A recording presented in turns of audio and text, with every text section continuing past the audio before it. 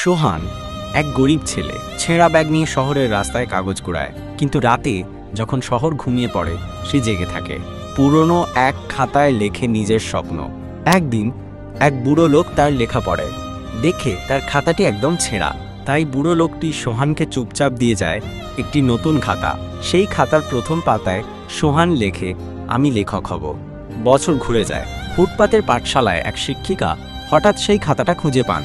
পড়ে থমকে যান, চোখে পানি এসে যায়। একটি হারিয়ে যাওয়া স্বপ্ন যেন পাতার পর পাতায় কথা বলছে।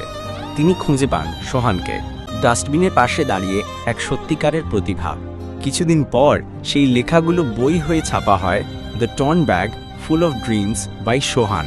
শেষে দেখা যায় সোহান নিজের লেখা বই হাতে দাঁড়িয়ে, আর আশেপাশে ছোট ছোট শিশুরা সেই বই পড়ছে বিস্ময়ে।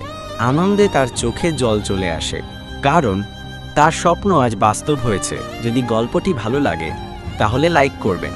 আরও এরকম গল্প পেতে চ্যানেলটি সাবস্ক্রাইব করতে ভুলবেন না।